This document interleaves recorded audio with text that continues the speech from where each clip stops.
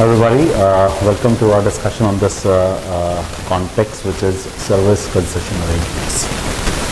Friends, I'm sure most of us would have experience that we are passing through a road and there is a toll bridge. Somebody collects the toll from us and we just pass through, right? Or else we are traveling to a different city and we are using we were going by a flight and there is the ticket cost has also something called as an airport development fee, right? Have you ever thought over that who has or who constructs these toll plazas or airports or maybe even hospitals or bridges or some connecting roads, maybe even dams and a lot more such things, right?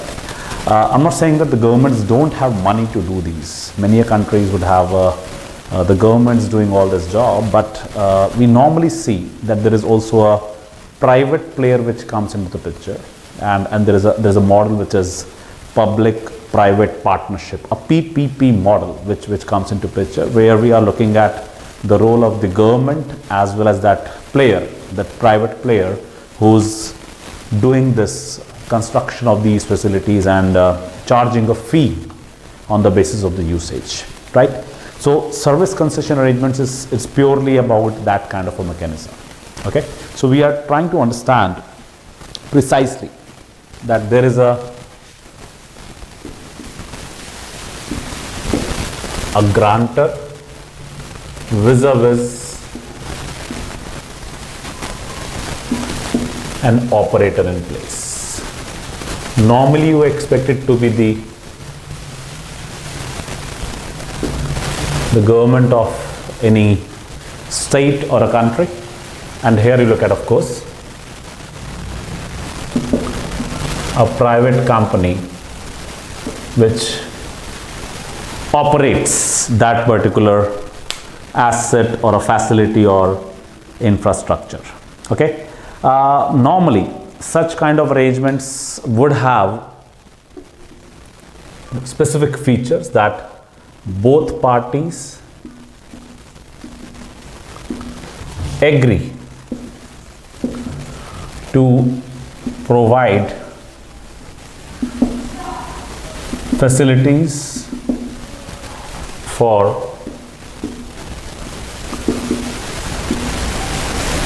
public welfare, okay? Normally the operator, the private company, will have the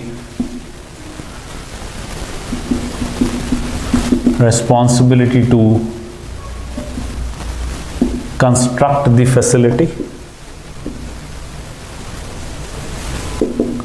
and collect the fee, okay?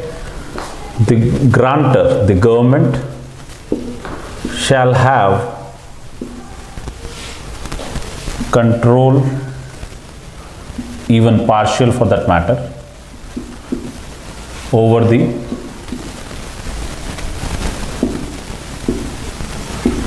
fee for that matter, okay? Right? Now also we are saying here that the fee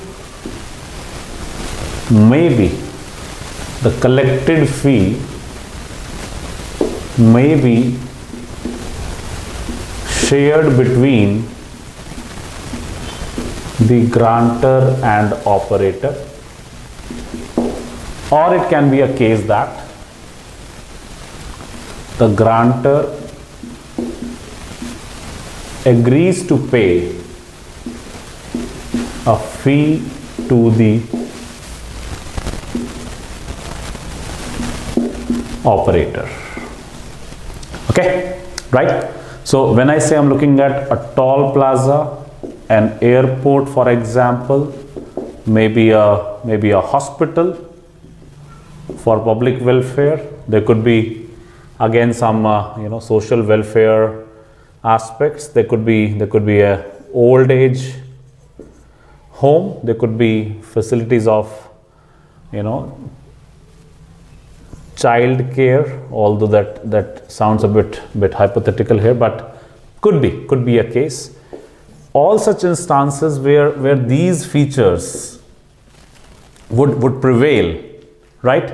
We refer those arrangements as service concession arrangements. Okay, the thought process is that there's a contract between the government and the private company, that the private company undertakes responsibility to do the development of the infrastructure, maintenance of the infrastructure like the roads, etc., right?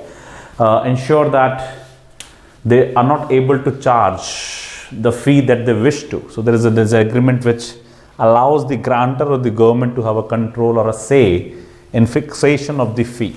Okay.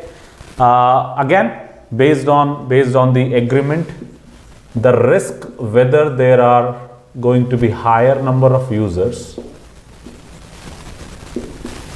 or lower number of users. I mean, the whole idea is that if there are higher number of users, naturally the collections would be even higher, and if there are lesser number of users, the collection would be lower. So the private party may find a challenge. What if there is a lower number of users? Okay, so in those cases, the private party may expect the government to pay a fixed fee to that private party. Okay, but on the other hand, there could be an instance where there is an expectation of a higher set of users. Then the government may expect that some fee may be shared by the operator with the government itself. Of course, end of the tenure, once the completion of the agreement takes place, it is expected that that particular road or the airport or the all such facility should be returned back to the government.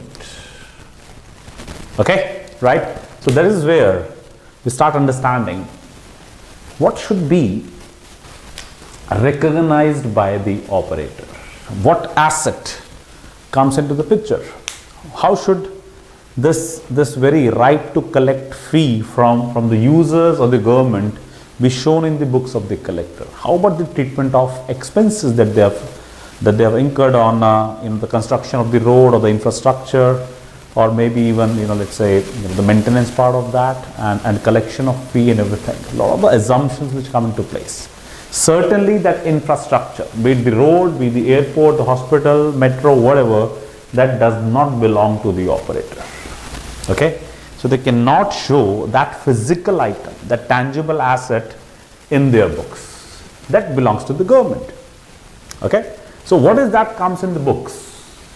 That needs to be understood, whether there is a sharing of the collected fee between the government and the operator, or could be entire fee goes back to the operator, or is there a fixed fee which is collected from the operator. That's something that needs to be seen, and accordingly the accounting shall follow, right? So this is something that we would like to talk about with the service concession arrangements as a part of our discussion over the series of the lectures, right? So that's it from my side as an introduction on this particular topic. Keep watching these lectures and do subscribe to our channel. That is ABC Learning. Good day and good luck. Take care. Bye.